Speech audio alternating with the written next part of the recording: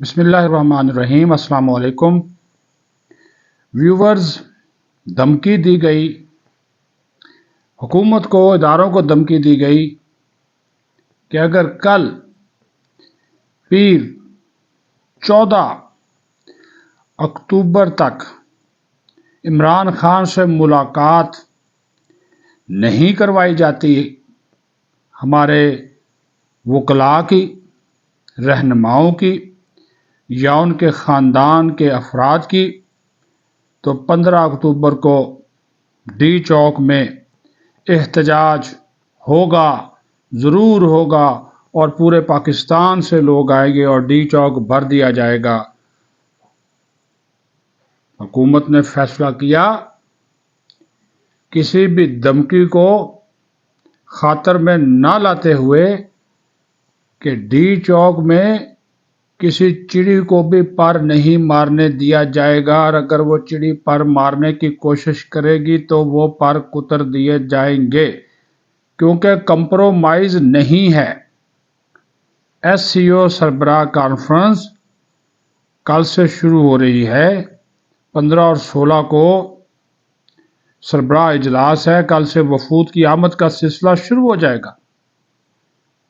کل چینی وزیر اعظم لی کیانگ، روس کے وزیر اعظم، ایران کے اول نائب صدر کل پہنچ جائیں گے پاکستان۔ تو کوئی رسک نہیں لیا جائے گا۔ یہ حکومت، ریاست اور ریاستی اداروں کا متفقہ فیصلہ ہے۔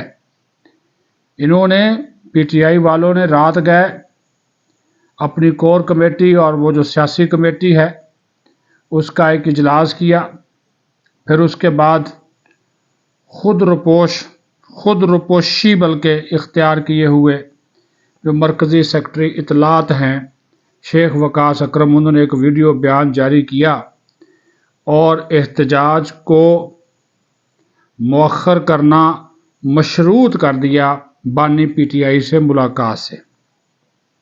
حکومت نے ایک دو ٹوک واضح فیصلہ لیا ہوا ہے۔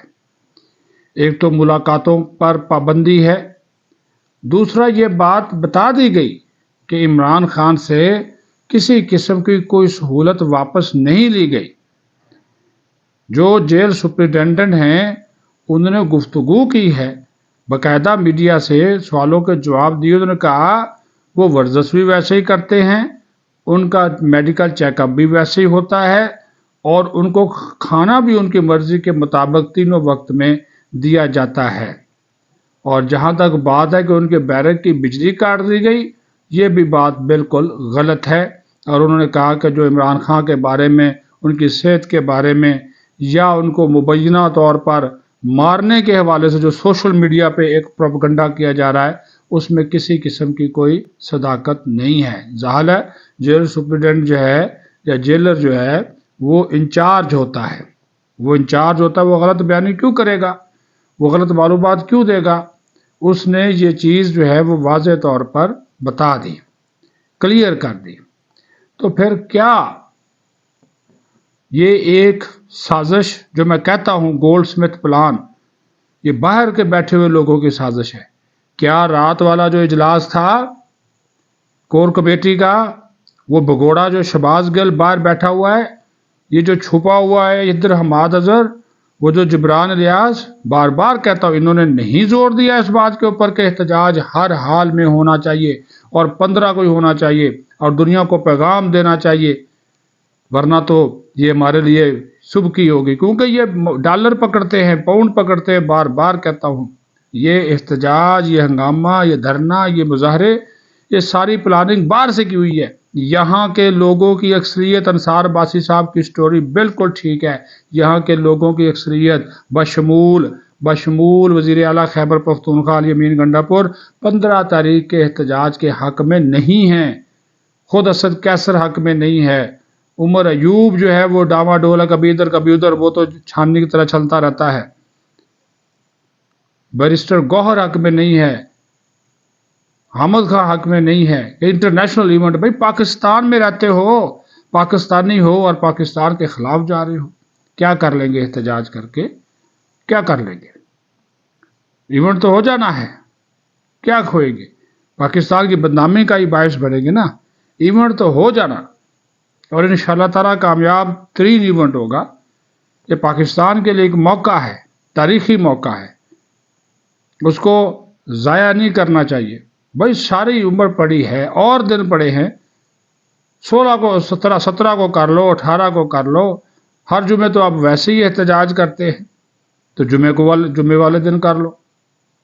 کیوں اس کانفرنس کے دن ہی یہ کام رکھا گیا؟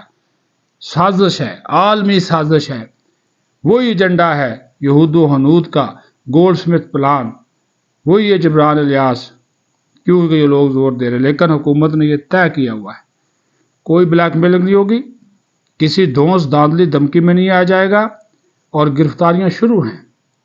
یہ جو چھپے بیٹھے ہوئے وہ آن لائن یہ اجلاس کر رہے ہیں نا، یہ بھی اگر نکلنے کی کوشش کریں گے، یہ بھی پکڑ لیے جائیں گے، چاہے کوئی ایم پی اے، ایم این اے، سینیٹر جو بھی ہے، پکڑ لیے جائیں گے۔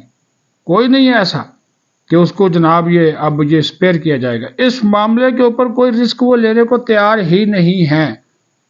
جب انویسٹمنٹ ہوتی ہے تب ان کی چیخیں نکلنا شروع ہو جاتی ہے کہ کیوں پاکستان میں سرمایہ کاری ہوتی ہے، کوئی اچھا وفد آ جاتا ہے تب ان کے جناب یہ اس کی مخالفت کرنا شروع کر دیتے ہیں، یعنی کہ تم حکومت میں ہو، اقتدار میں ہو تو سب کچھ ٹھیک ہے، اور تم حکومت میں نہیں، اقتدار میں نہیں تو تباہ کر دو، پاسا پلٹ دو، بربادی مچا دو، تباہی مچا دو۔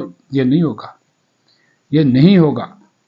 دوسری بات، جو آئینی ترامیم کے حوالے سے پیش رفت ہو رہی ہے، جب تک یہ ویلاگ آپ تک پہنچے گا، یہ بھی آپ کو بتا دوں کہ جو ذیلی کمیٹی ہے، جو اعظم نذیر تارڑ وزیر قانون کی سربراہی میں بنی ہے، اس کی میٹنگ جاری ہے۔ اب اس کے سامنے 3 مسئلے آ گئے، پیپلز پارٹی کا، خود حکومت کا، اور جے یو آئی فے کا۔ چوتھا بھی آ گیا، وہ ہے جی ایم کیو ایم کا، وہ بھی انہوں نے بھی کل دے دیا ہے۔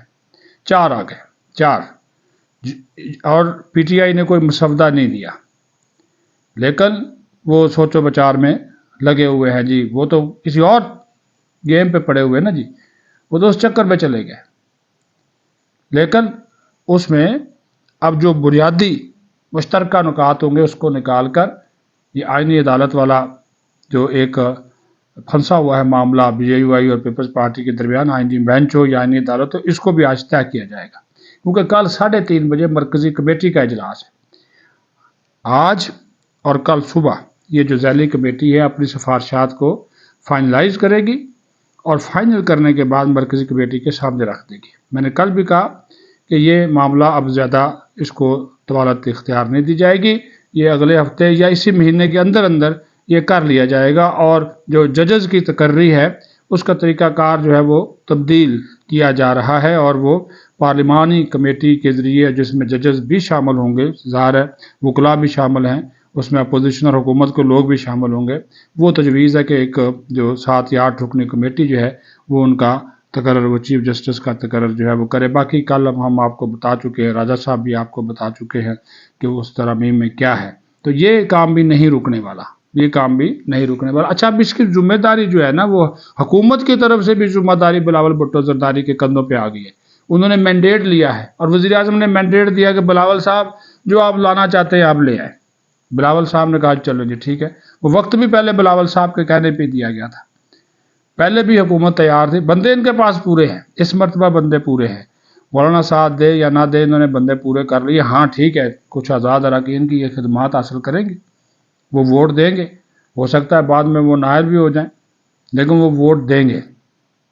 لیکن ان کی کوشش پوری ہے کہ مولانا ساتھ ہو، اور میری اطلاع کے مطابق مولانا مان جائے گا، مولانا کی کوئی نہ کوئی بات جو ہے وہ اس میں مان لی جائے گی، اور وہ آئینی بینچ اور اس کے معاملہ، اس کے بیچ والا معاملہ جو ہے وہ نکالا جائے گا، یا پھر یہ ہو سکتا ہے کہ آئینی عدالت کے جو قیام کا معاملہ ہے وہ تھوڑا سا ڈیلے ہو جائے، اور باقی جو ججز تقرری کے حوالے سے ایشوز ہیں وہ چیزیں جو ہے وہ پہلے لے آئی۔ اور ایم کیو ایم نے ایک بڑا مطالبہ پیش کر دیا ہے کہ مقامی حکومتوں کا جو نظام ہے اس نظام کو جو ہے وہ مضبوط کیا جائے، اور اس کو خود مختار بنایا جائے، جو مقامی حکومتیں ہیں ان کے اختیارات میں اضافہ کیا جائے۔ وہ اس کے حوالے سے وہ آئین کا جو آرٹیکل ہے 140 اس کے تحت وہ عمل درآمد چاہتے ہیں۔ انہوں نے کل وزیر اعظم سے ملاقات بھی کی ہے۔ ظاہر ہے ان کی بھی سیاست ہے، وہ مقامی حکومتوں پہ MQM جو ہے وہ زیادہ وہ رکھتی ہے، ان کا جو وزن ہے وہ اس معاملے میں وہ زیادہ ہے۔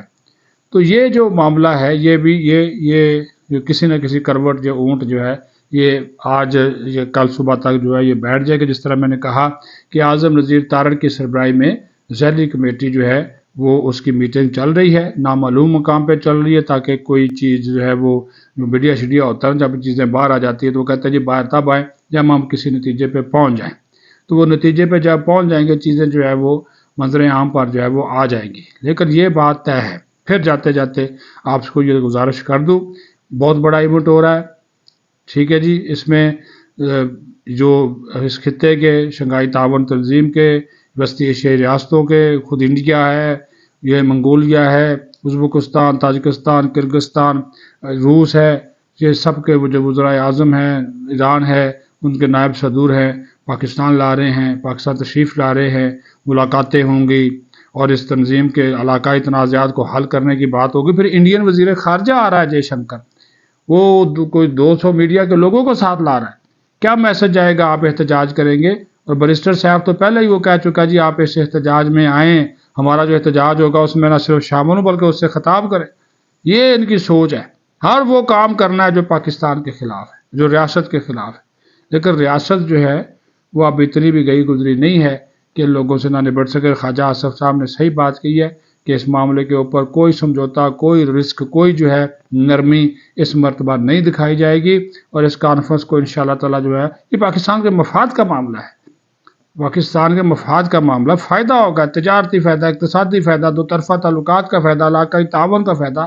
دنیا بلاکس بنا رہی ہے تو ہم اس طرف، ہم کس طرف جا رہے ہیں؟ ہم بلاکس بنانے کے بجائے جو ہے اپنے دوستوں کو جو جن کے ساتھ ہمارے تعلقات اچھے ہو رہے ہیں ان کو احتجاج دکھا کر، مظاہرے دکھا کر، ان کی بےزتی کر کے کیا کرنا چاہتے ہیں؟ پہلے یہاں پہ امن و امان کی جو صورتحال آپ کے سامنے ہے، خیبر پختونخوا میں روزانہ کی بنیاد پر فوجی جوان قربانیاں دے رہے ہیں، بلوچستان میں حالات آپ کے سامنے ہیں، کبھی مزدوروں کو شہید کر دیا جاتا ہے، سیکورٹی فورسز کے لوگ قربانی کس لیے؟ اس ملک کے لیے، اس وطن کے لیے، میرے اور آپ کے لیے وہ قربانیاں دے رہے ہیں تاکہ اس ملک میں امن ہو۔ لیکن جو امن دشمن عناصر ہیں وہ نہیں چاہتے کہ یہاں پہ امن ہو، اس وجہ سے وہ کوئی نہ کوئی پلان کرتے ہیں، تانے بانے باہر سے جڑتے ہیں، اور یہ PTI والے اس میں شامل ہو جاتے ہیں۔ ان کے تانے بانے بھی سارے معاملات کے جو ہے باہر سے جڑتے ہیں، فنڈنگ بھی باہر سے ہوتی ہے، ہدایات بھی باہر سے آتی ہے، بیانیاں بھی باہر سے آتا ہے، اور یہ اس کو عمل درآمد کرانے کے لیے جو ہے وہ پھر شروع ہو جاتے ہیں۔ لیکن انشاءاللہ تعالیٰ یہ انشاءاللہ کانفرنس کامیاب ہوگی۔ پاکستان زندہ باد۔